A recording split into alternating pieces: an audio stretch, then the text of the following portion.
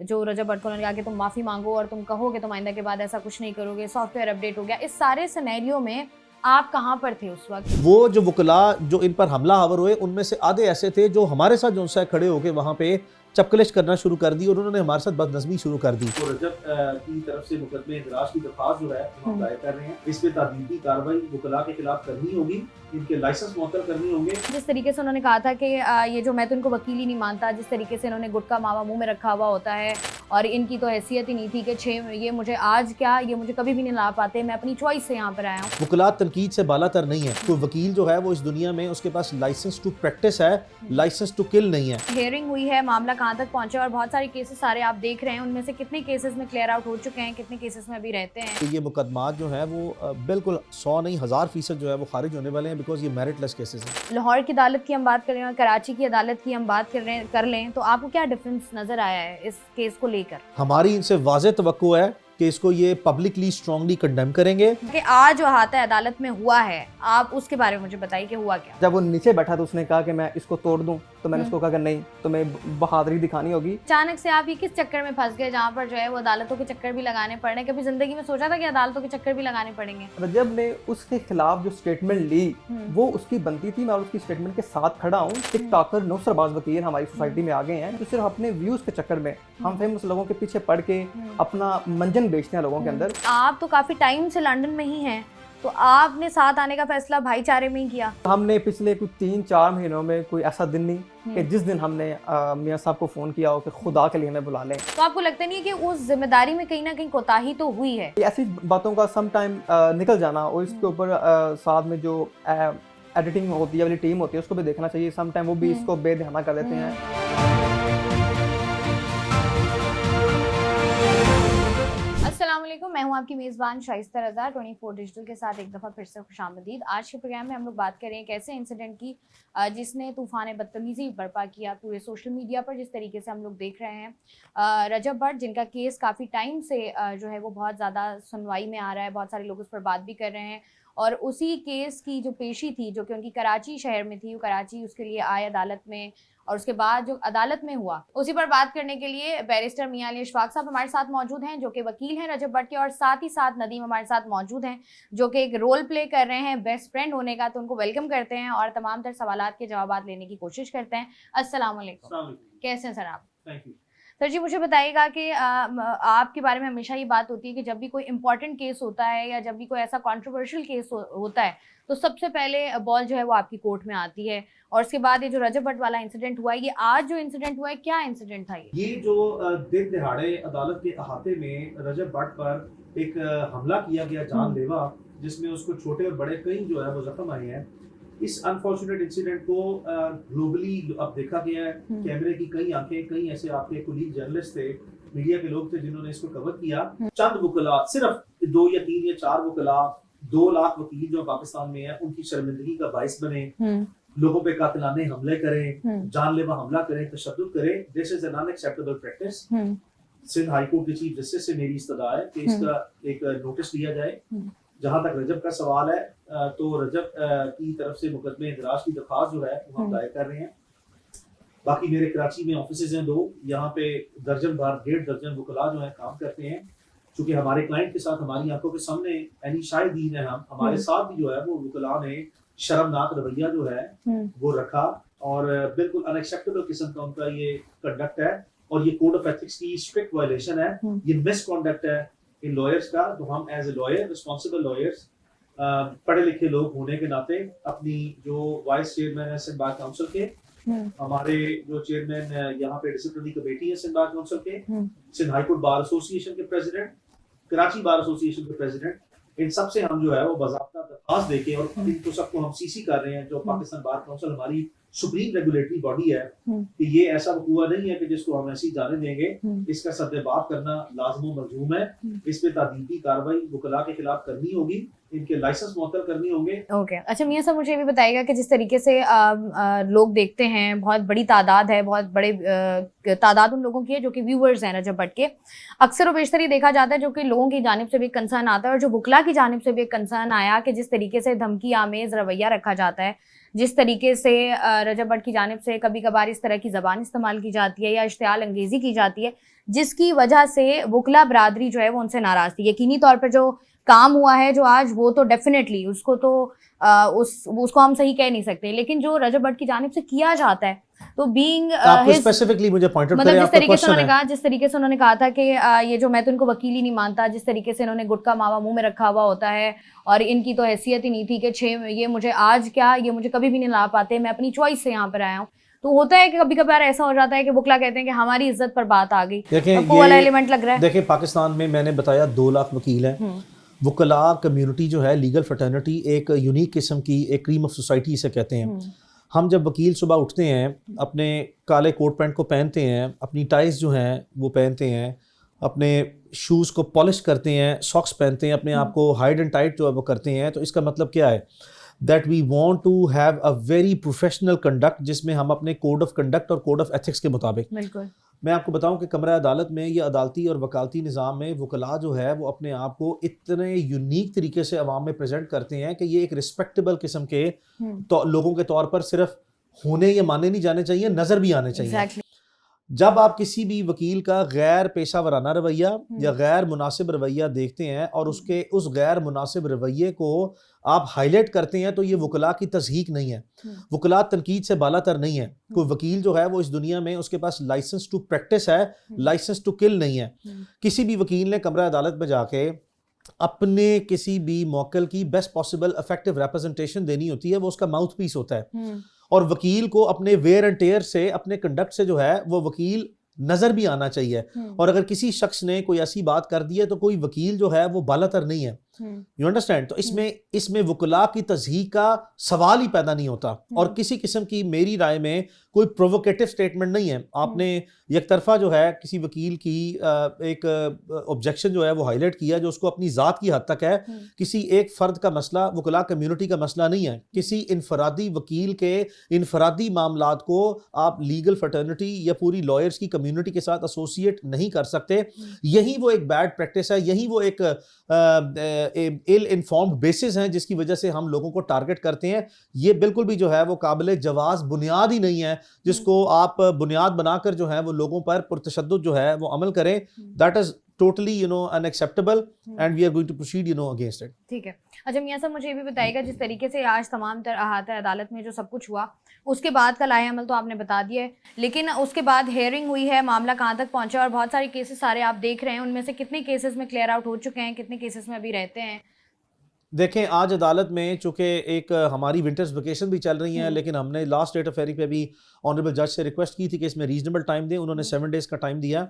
आज ऑनरेबल जज जो हैं वो खुद भी जो हैं वो वेकेशन पे थे, तो उनकी कोर्ट एम्प्टी थी। हम वहाँ पे गए, हमने सिर्फ अटेंडेंस मार्क किया। अदालत में कोई कार्रवाई जो है वो नहीं हुई, सिवाय मुल्जिम के हाजिर होके अपनी हाज़िरी बनाने के या हाज़िरी लगाने के। बाकी और कोई कार्रवाई जो है अदालत में नहीं हुई। अब नेक्स्ट डेट ऑफ हेयरिंग इस केस की 13 जनवरी है, और जो भी कोई हाइट ऑफ एम्बेरसमेंट या हाइट ऑफ शेमफुल कंडक्ट जो है वो किसी एक फरीक की तरफ से बतौर वकील आप डेमोस्ट्रेट कर सकते हैं, वो की गई है, जिसको मैंने आपको बताया कि हम इसको काबिल मजम्मत जो उनसे समझते हैं, और हम इस पे लाजमी तौर पर तदीबी कार्रवाई के लिए जो है वो आगे बढ़ेंगे। जहाँ तक रजब के ख़िलाफ़ मुकदमात का सवाल है, तो रजब के ख़िलाफ़ जो है वो टोटल हमारे इल्म के मुताबिक जो है माजी से लेकर अब तक 5 मुकदमात हैं, जिनमें 3 में वो बरी और मुकदमे खारिज हो चुके हैं या वो बेगुनाह हो चुके हैं, और बाकी 2 मुकदमात, एक लाहौर NCCI में पेंडिंग है, उसको भी हम फेस कर रहे हैं, और एक ये जो आपने देखा कराची में मुकदमा है, इसको भी हम फेस कर रहे हैं। और इंशाल्लाह आने वाले दिनों में आप देखेंगे कि ये मुकदमात जो हैं वो बिल्कुल 100 नहीं 1000% जो है वो खारिज होने वाले हैं, बिकॉज ये मेरिटलेस केसेस हैं। ठीक है। अच्छा, जिस तरीके से अगर हम बुनियादी तौर पर आवाम की एक राय होती है उसकी बात करें, तो लोग ये बात करते हैं कि when he was in London तो काफ़ी कयास आराइयाँ भी हो रही थी कि हो सकता है कि इंटरपोल के थ्रू उनको वतन वापस बुला लिया जाए, या उनके खिलाफ जब मुकदमात है उनको सामना करना पड़ेगा, हो सकता है उनको जेल भी जाना पड़े। और लोग जो है इस केस को साद और रहमान के केस से भी जो है वो कंपेयर कर रहे हैं। लेकिन लोग ये बात कर रहे हैं कि जब रजब भट्ट पाकिस्तान पहुंचे थे तो उनको तमाम तो प्रोटोकॉल दिए गए, तो ये किसी ना किसी इन्फ्लुएंशियल वजह से उनको ये प्रोटोकॉल मिले या तमाम तर मामला तय पा गए थे, उसके बाद वो पाकिस्तान आए, इसमें कितनी सदाकत है, ये क्या मामला है? Well, first of all, Pakistan में रजब भट्ट को या नदीम मुबारक को किसी किस्म का कोई प्रोटोकॉल नहीं मिला, और कोई ऐसी एविडेंस नहीं है जिसको आप कहती है प्रोटोकॉल मिला हो। There is not a question of protocol.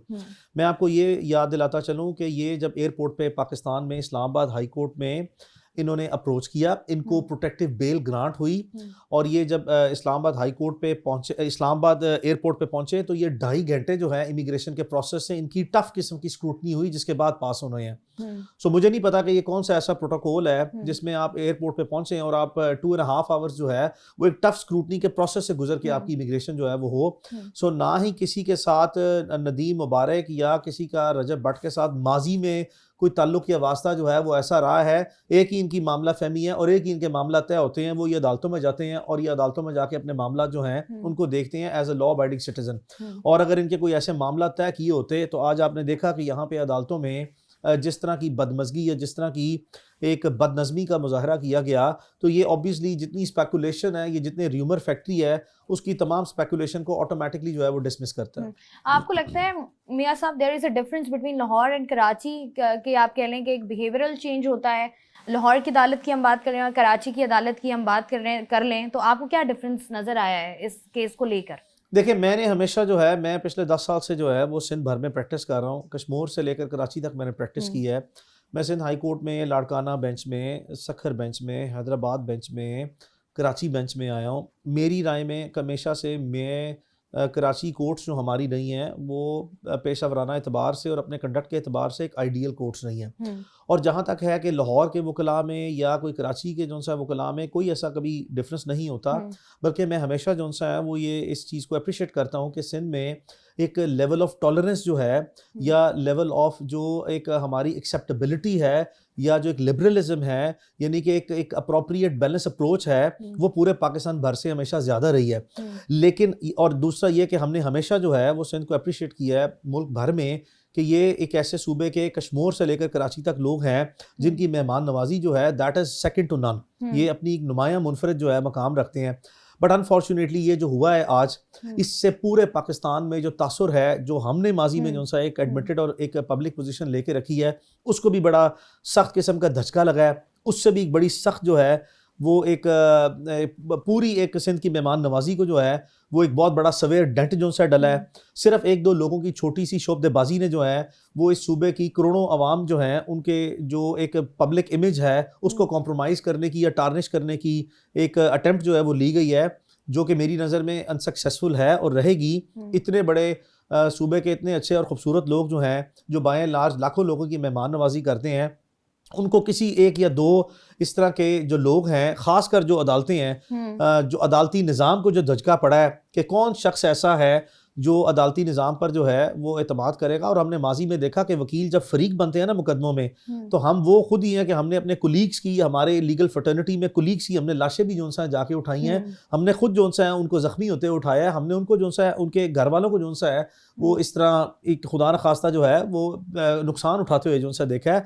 तो जब आप फरीक बन के जो है वो सामने आते हैं और फरीक बन के जो है वो आगे बढ़ जाते हैं अपनी एक हदूद क़यूद से, तो इसका हमेशा आपको रिएक्शन का सामना जो सा रहता है। तो ये कोई अच्छी मिसाल जो है वो यहाँ पे वकला की तरफ से कायम नहीं की गई। मेरा स्ट्रॉन्ग ट्रस्ट है यहाँ पे जो कराची बार एसोसिएशन के लीडरान हैं, Sindh high court bar association के हमारे कुलीग हैं हसीब जमाली, हम यहाँ पे समझते हैं कि ये वो लोग हैं बड़े बड़े सीनियर जो सा यहाँ पे पाकिस्तान के नामी ग्रामी जो सा है वकला और लीडरान हैं। हमारी इनसे वाज़ेह तवक्को है कि इसको ये पब्लिकली स्ट्रांगली कंडेम करेंगे। ना सिर्फ ये कि कंडेम करेंगे बल्कि बाय एनी मीन्स पॉसिबल जो है इन लोगों के खिलाफ कार्रवाई करने में हमारा साथ भी देंगे और इसका सद्देबाब करने के लिए एक वाज़ेह पोजीशन लेंगे। ये पूरे पाकिस्तान के वकला की साख को मजरू करने के लिए जो है एक वकूआ काफ़ी है, क्योंकि आप जानते हैं रजब भट्ट की जो ग्लोबल ऑडियंस है वो सिर्फ पाकिस्तान भर में नहीं है, ग्लोबली पाकिस्तानियों में है, बल्कि हमारी नेबरिंग कंट्रीज में भी बहुत ज़्यादा है। तो ये एक इंतहाई शदीद किस्म का जो है वो मनफी किस्म का और एक बदनज़मी किस्म का जो है वो एक बदकिस्मत वाक़या है, जिसकी कंडेमनेशन जो है वो हम पूरे पाकिस्तान भर के बड़े सीनियर वकला ने सैकड़ों की तादाद में मेरे से रब्ता किया है। पाकिस्तान भर की बार एसोसिएशंस और जो बार काउंसिल्स हैं उनके प्रेसिडेंट्स ने, उनके वाइस चेयरमैन ने भी मुझसे रब्ता किया है और अब तक जो है मुझे अपनी उन्होंने एक कंडेमनेशन जो है वो कन्वे किए हैं और वाज़ेह तौर पर जो उनसे यकीन दिलाया है कि हर तरह से जो है वो इस तरह की जो काली भेड़ें हैं चंद, उनके खिलाफ जो है वो हमारे साथ हैं और रहेंगे। और यही हम जो उनसे है वो रवैया एक्सपेक्ट करते हैं। यहाँ के लोकल जो हमारे मकामी लीडरान हैं वकीलों के उनसे हम ये एक्सपेक्ट करते हैं। अच्छा मियां साहब, मुझे ये भी बताइएगा कि जब ये सारा इंसिडेंट हो रहा था, जो वीडियोस मंजर आम पर अभी इस वक्त आ रही हैं कि माफ़ी मांगे आप, जो रजब भट्ट को उन्होंने कहा कि तुम माफ़ी मांगो और तुम कहो कि तुम आइंदा के बाद ऐसा कुछ नहीं करोगे, सॉफ्टवेयर अपडेट हो गया, इस सारे सिनेरियो में आप कहाँ पर थे उस वक्त? आप बड़ा लोगों को खूबसूरत कहीं- आपका सवाल है। आपको कहीं पहले पता था कि ऐसा कुछ हो सकता बड़ा है? खूबसूरत सवाल है आपका। देखें, आज जब हम सुबह अदालत में आए तो अदालती हाथे जो हैं वो सारे बंद थे। हमें पता लगा कि अदालत में आज स्ट्राइक थी, तो मैं और मेरे ऑफिस के जो वकला हैं 7-8, हम गेट नंबर 1 से जो है वो गेट एक जो जहाँ से पब्लिक एंट्रेंस होती है वो गेट बंद कर दिया था, और हमें वहाँ पे एडमिनिस्ट्रेशन ने बताया कि आप गेट 1 पे चले जाएं, जो कि जजेस वाला गेट है। तो जब हम वहाँ पे गए तो हमने अपने क्लाइंट से जो है वो रब्ता किया रजब भट्ट से कि आप कहाँ पे हैं। उन्होंने कहा कि हम गेट नंबर 3 से जो है वो एंटर हो रहे हैं। तो हमारा गेट नंबर 1 और इनके गेट नंबर 3 में मिनिमम जो है वो 500 मीटर्स यानी कि आधा किलोमीटर का जो सा है वो ये डिस्टेंस है। तो फिर हमारे साथ आपके मीडिया के कोलीग्स भी जो हैं, काफ़ी आपके 7-8 मीडिया के कोलीग्स थे। हम यहाँ से सारे वकला, हमारे मेरे ऑफिस के हम 7-8 लोग और आपके 7-8 मीडिया के जो साथी हैं वो गेट नंबर 1 से गेट नंबर 3 की तरफ गए। जब हम गेट नंबर 3 की तरफ गए तो फिर मैंने इनसे रब्ता किया, तो इन्होंने हमें बताया कि अब ये जजेस की गेट की तरफ आ गए हैं। तो फिर उसके बाद इनकी जो एंट्री है वो जजेस गेट से हुई, जहाँ से आगे जाके in the middle of the way जो सा ये बदकिस्मत वाक़या हुआ। और इन द मीन टाइम जो है वो जो वकला जो इन पर हमला आवर हुए, उनमें से आधे ऐसे थे जो हमारे साथ जो सा खड़े होके वहाँ पे चपकलिश करना शुरू कर दी और उन्होंने हमारे साथ बदनज़मी शुरू कर दी। तो एक तरफ तो ये इनको जो सा है वो हमला आवर होके इन पे जानलेवा हमला जो सा है वो इन लोगों ने किया, इनको फिजिकल असॉल्ट और अटैक किया, और दूसरी तरफ जो है वो हमारे साथ जो है वो कॉन्वर्सेशन में, हीटेड कॉन्वर्सेशन में जो है वो एंगेज रहे हैं। तो इस तरीके से जो है वो ये सारा मामला जो है वो आगे बढ़ा है। मियां साहब से हमने बात कर ली है, नदीम मुबारक इस वक्त हमारे साथ मौजूद है, इनसे भी जरा बात कर लेते हैं। अस्सलाम वालेकुम नदीम, वालेकुम सलाम। कैसे हैं आप? ठीक ठाक। ज्यादा चोटें तो नहीं आई? नहीं, बस हमने बच बचाई हो गई। बच बचा हो गया। मुझे ये बताइएगा, अच्छे खासे आप मोबाइल फोन्स बांट रहे थे लोगों को फ्री में, आप पर कोई मुकदमा भी नहीं है, अचानक से आप ये किस चक्कर में फंस गए जहाँ पर जो है वो अदालतों के चक्कर भी लगाने पड़ रहे हैं? कभी जिंदगी में सोचा था कि अदालतों के चक्कर भी लगाने पड़ेंगे? आपके सवाल का जवाब देने से पहले मैं आपके क्वेश्चन नंबर 2 में थोड़ा ऐड करना चाहूँगा कि आपने कहा कि रजब ने उस वकील को कहा कि आप मुंह में गुटखा लेके मैं आपको वकील नहीं मानता। असल में वो जो वकील था वो पिछले कुछ महीनों से जो एक बेसलेस FIR उसने करवाई, उसके बाद वो मुसलसल जो रजब को टारगेट करता आ रहा था कि मैंने तुम्हारा पासपोर्ट ब्लॉक कर दिया, मैंने तुम्हारा नाम ये कर दिया। उसकी हर वीडियो में रजब फैमिली होती थी, और इवन के वो अपनी गुफ्तगू को बहुत पर्सनल ले गया था, इवन के वो उसको पैन भी लाकर इस तरह की गुफ्तगू करने लग गया था। ठीक है, लेकिन इतने महीने भी रजब भट्ट ने कोई रिस्पॉन्स नहीं दिया। रजब भट्ट अपना लास्ट पहली तारीख पे वो अपने हमारे वकील साहब के साथ वो पेश हुआ, वो वहां से चला गया, लेकिन वो वकील फिर बाज नहीं आया। तो रजब ने उसके खिलाफ जो स्टेटमेंट ली वो उसकी बनती थी, मैं उसकी स्टेटमेंट के साथ खड़ा हूँ कि इस तरह के जो चंद टिकटॉकर नौसरबाज वकील हमारी सोसाइटी में आ गए हैं, जो सिर्फ अपने व्यूज के चक्कर में हम फेमस लोगों के पीछे पड़ के अपना मंजन बेचते हैं लोगों के अंदर, इनके खिलाफ इंशाल्लाह क्रैकडाउन होगा और हम कानूनी कार्रवाई भी करेंगे, जैसा कि आपको हमारे वकील साहब ने कहा, और इंशाल्लाह ताला हम इनको मंजिल मकसूद तक पहुंचाएंगे, क्योंकि जो प्रोफेशनल और पढ़े लिखे वकील होते हैं वो इस तरह के काम नहीं करते, उनका इस तरह के लोग चीज़ों से कोई काम नहीं। अब बात हूँ आपके क्वेश्चन की तरफ कि मैं असल में जब मेरे ऊपर और रजब के ऊपर FIR थी NCCI की तरफ से, जो भी बोगस FIR डाली गई थी, उस पर भी हमारे वकील साहब मियाँ साहब है, तो मैं भी लंदन चला गया भट्ट के पास, तो हमारे नाम एयरपोर्ट पे ब्लॉक्स थे। तो हमें जब कुछ महीनों बाद मियाँ साहब ने कहा कि यू आर ओके, तो फिर हमने प्रोटेक्टिव बेलें ली अपना इस्लामाबाद हाई कोर्ट से और हम वापस आए। तो उसी दौरान जो थी हमारी जो दोस्ती थी वो भाईचारे में बदल गई रजब के साथ, हमने एक दूसरे का मुश्किल में साथ दिया। तो इसलिए मैं जहाँ भी जाता हूँ तो उसके साथ साथ वो कहता जी मेरा तुम्हारे मेरा दिल नहीं लगता। तो लास्ट टाइम भी मैं आया था, मैं कोर्ट नहीं आ सका, तो इस बार भी मैं वो जिधर होते हैं हम इकट्ठे होते हैं। अच्छा, जब लंदन से जब पाकिस्तान तक का सफर हुआ तो लोगों ने ये कहा कि लंदन से जो है वो वीज़ा को खारिज कर दिया गया और जो है वो निकाल दिया गया, तो उसमें आप तो काफ़ी टाइम से लंदन में ही हैं, तो आपने साथ आने का फैसला भाईचारे में ही किया? असल में मेरे ऊपर जो FIR थी वो सेम FIR भट्ट के ऊपर भी थी, तो मेरा भी नाम था PCL में था और भट्ट का भी नाम था। तो जैसे हमें हमारे वकील साहब ने इंस्ट्रक्शन दी हमने उसी को फॉलो किया, और मैं बाद में भी आ सकता था क्योंकि मेरे पास सिटीजनशिप थी। रजब का वीज़ा कुछ दिन पहले कैंसिल हो गया था होम ऑफिस की तरफ से, लेकिन क्योंकि रजब जो था ना वो अकेला था, तो मैंने कहा कि चलो जो होगा फिर देखा जाएगा, क्योंकि हमारे वकील साहब ने कहा कि आप आ जाओ इंशाल्लाह हम लॉ को ला के मुताबिक चलेंगे और हम आए और इंशाल्लाह हमने वैसे ही सरखरू हुआ जैसे हमारे वकील साहब ने कहा। अच्छा, मुझे ये बताएं कि जब आप पाकिस्तान आए, ऑब्वियसली बात है बहुत सारे डाउट्स होते हैं जहन में, मियाँ साहब ने तो आपको कह दिया, भरोसा था आपको मियाँ साहब पर, लेकिन पाकिस्तान के हालात भी पता हैं, पाकिस्तान की बहुत सारी चीज़ें, क्योंकि जब सादुर रहमान गिरफ्तार हुआ और इतना अरसा वो 3 महीने तक 100 दिन जेल में रहा, तो पीपल वरंट एक्सपेक्टिंग कि ऐसा हो जाएगा, बट वो हो गया। बहुत सारे लोगों के साथ बहुत कुछ हो गया। तो आपको किसी मोमेंट पर ये लगा कि अगर व्हाट इफ हमें एयरपोर्ट से गिरफ्तार कर लिया जाता है तो हम क्या करेंगे? आपने सवाल किया? बिल्कुल, हमने पिछले कुछ 3-4 महीनों में कोई ऐसा दिन नहीं कि जिस दिन हमने मियाँ साहब को फ़ोन किया हो कि खुदा के लिए हमें बुला लें, हम अच्छा। तंग आ चुके हैं यहाँ पे। हम इनको रोज़ तंग करते थे, ये हमें हमेशा यही कहते थे कि अभी टाइम नहीं आया, जब आपका टाइम आएगा इंशाल्लाह मैं आपको गो हेड दूंगा। तो हमने इनकी इंस्ट्रक्शन को फॉलो किया और जैसे ही इन्होंने हमें कहा कि अब आ जाएं, तो हमें इनके ऊपर यकीन था कि क्योंकि पहले भी रजब भट्ट के जितने भी केसेस थे वो इन्होंने डील किए, तो कभी आज तक रजब भट्ट अरेस्ट नहीं हुआ, तो हमें इनके ऊपर पूरा इत्मीनाद था और वैसे ही इंशाल्लाह जैसे इनके ऊपर हमने इंस्ट्रक्शन को फॉलो किया हम आए और हम अरेस्ट नहीं हुए। अरेस्ट नहीं हुए। हाँ। तो अभी आगे कुछ चांसेस लग रहे हैं या मियाँ साहब पे भरोसा पूरा है? नहीं, इंशाल्लाह हमें इनके ऊपर पूरा इत्मीनाद है पूरा कि हमें इत्मीनाद। लगता है कि हमें इंशाल्लाह ऐसा कोई सीन नहीं है कि हम कोई भी अदारा जो है ना, जब तक आपने कोई गलत काम ही नहीं किया, हम आपने कोई क्राइम ही नहीं किया, तो किस बात पे अदारा आपको अरेस्ट करेगा। और अच्छा, ऐसा होता है ना कि जैसे आपने मियाँ साहब भी ये बात कर रहे थे, आप भी ये बात कर रहे हो कि जब आपके पास बहुत सारे फॉलोअर्स हों या आपके व्यूअर्स बहुत ज़्यादा हों, तो आपके ऊपर एक रिस्पॉन्सिबिलिटी भी आ जाती है कि क्योंकि हर बंदा चाहता है कि वो फॉलो करे कि अच्छा अगर ये रजब भट्ट ऐसा बना है तो अगर हमने यहाँ तक पहुँचना है तो हमें ये वाला पाथ फॉलो करना पड़ेगा। तो आपको लगता नहीं है कि उस जिम्मेदारी में कहीं ना कहीं कोताही तो हुई है?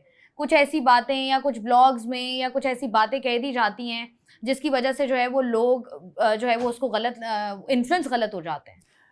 देखें, सोशल रिस्पॉन्सिबिलिटी तो हमारे ऊपर होती है, लेकिन एक बंदे ने जब डेली व्लॉग करना हो 35 मिनट्स का, तो सम टाइम अगर उसके मुंह से कोई आगे पीछे बात हो जाती है तो इसका मतलब ये नहीं कि उसने अपने दिल से या नियत से ऐसा कहा है। ऐसी बातों का सम टाइम निकल जाना और इसके ऊपर साथ में जो एडिटिंग होती है वाली टीम होती है उसको भी देखना चाहिए। सम टाइम वो भी इसको बेध्याना कर देते हैं, तो इसमें कई लोगों से वो प्रोसेस होकर वीडियो पब्लिश होती है। इसमें सिर्फ ये नहीं कि जो रजब भट्ट ने बोल दिया वही सामने आ गया। यही सवाल करने वाली थी कि चलें अगर स्लिप ऑफ टंग हो भी जाता है तो एडिट पर चीज जो है वो कट जाती है, निकल जाती है, तो वो वहां पर एडिट पर भी नहीं निकलती है। वहां पे उसकी पास 2 लड़के काम करते हैं वहां पे, तो उनकी भी रिस्पॉन्सिबिलिटी होती है कि चीज़ों को देख के और उन चीज़ों को कट करना जहाँ पे कुछ स्लिप ऑफ टंग हुई है। लेकिन अगर सम टाइम जब डेली वो भी काम कर रहे होते हैं, डेली उन्होंने काम करना होता है, अगर उनसे भी सम टाइम ऐसी कोई चीज़ 36 मिनट के अंदर ऐसी चीज़ स्किप हो जाती है, तो ये कोई नियत में तो ऐसी कोई बात मेरे नहीं ख्याल कि उसने ऐसी कर दी है कि जिसके ऊपर ऐसे दंगा फसाद होना चाहिए और उसके पीछे पड़ जाना चाहिए। सिर्फ ये है कि वो भी टॉप पे है यूट्यूब में, तो बस लोग उसके पीछे हैं। और आप वैसे भी आम जो छोटे मोटे यूट्यूबर्स होते हैं, छोटे मोटे जो होते हैं टिकटॉकर्स, वो भी बड़ी बड़ी अब्यूजिंग करते हैं टिकटॉक लाइव के ऊपर। इवन के नॉट इन पॉज, अभी टिकटॉक अब्यूजिंग चल रही है, इंस्टाग्राम लाइव अब्यूजिंग चल रही है, गंदी बातें, गाली गलौज, उनके खिलाफ कोई एक्शन नहीं होता क्योंकि वो रेलिवेंस नहीं है। और क्योंकि रजब भट्ट और हम बहुत रेलिवेंस है मार्केट में, तो लोगों को यहाँ पे अच्छे व्यूज मिलते हैं, बस इसीलिए लोग हमारे पीछे रहते हैं, नाम ले रहे होते हैं। अच्छा, मुझे नदीम ये बता दीजिएगा कि आज जो हाथ अदालत में हुआ है, आप उसके बारे में मुझे बताइए कि हुआ क्या? इसमें मियाँ साहब ने हमारे वकील साहब ने आपको पहले सब कुछ बता दिया। असल में जब हम वहाँ पहुँचे हैं तो ये डिफरेंट गेट पे थे, हम डिफरेंट गेट पे थे, तो जिसकी वजह से मिसकम्युनिकेशन हुई और हम अदालत के अंदर से ही वकील साहब के पास जा रहे थे, तो रास्ते में कुछ जो वकील आए हैं उन्होंने आके दहावा बोला है, तो मैंने फौरी तौर पे भट्ट को अपने दबोचा है और उसको मैं साइड पे किया है। और जब वो नीचे बैठा तो उसने कहा कि मैं इसको तोड़ दूं, तो मैंने उसको कहा कि नहीं, तुम्हें बहादुरी दिखानी होगी और तुमने यहीं रहना मेरे पास। तो वो वहीं बैठा रहा और वहाँ को तकरीबन 50 सेकंड गुजरे होंगे और उसी पीछे से आए मियाँ साहब आए हैं, इन्होंने आके पूरे अग्रेसिव से भट्ट को पकड़ा है और मुझे ऐसे साइड पे किया और इसमें उन्होंने पूरा जो है ना, जहाँ पे वकील थे उनका से पुश किया पीछे और वो दिलेरी के साथ ये हमें अपने ऊपर ले गए हैं और कोर्ट रूम में वहाँ हाजिर लगाई और फिर मियाँ साहब हमें ले गए ऊपर अपना कमेटी रूम में, वहाँ बैठे हैं। और वहाँ पे किसी उन्होंने कहा, उन्होंने रिक्वेस्ट की कि माफ़ी वाली वीडियो, तो मियाँ साहब ने उनको क्लियर स्टांस किया कि कोई किस्म की माफ़ी वाली वीडियो नहीं, जो भी होगा नेक्स्ट प्रोसीडिंग में होगा। और उसके बाद मियाँ साहब ने वहाँ से लिया, हम बाहर निकले और निकले चले। ठीक है जी, बहुत बहुत शुक्रिया नदीम मुबारक और मियाँ साहब हमारे साथ मौजूद थे। आज का जो इंसिडेंट जिसके बारे में बात बात हो रही है अदालत में जो भी हुआ, ऑब्वियसली बात है कि मुजरिम का फैसला करना अदालतों का काम होता है और ऑनरेबल अदालत का एहतराम करना पूरी कौम की जिम्मेदारी होती है। लेकिन वहीं पर जब इस तरह का कोई इंसिडेंट हो जाता है तो चाहे गलती पर कोई हो या ना हो, एक डिफरेंट एंगल स्टोरी का निकलता है। एंड वी आर होपिंग कि सिचुएशन जो है वो बेहतरी की तरफ जाए और बहुत सारे ऐसे लोग जो कि बहुत नेगेटिव लाइट में आ रहे हैं उनका भी जो मौक़िफ़ है वो सामने आए। मैं हूँ आपकी मेज़बान शाइस्ता रज़ा, मुझे दें इजाज़त, अपना रखिएगा ख्याल, अल्लाह हाफ़िज़।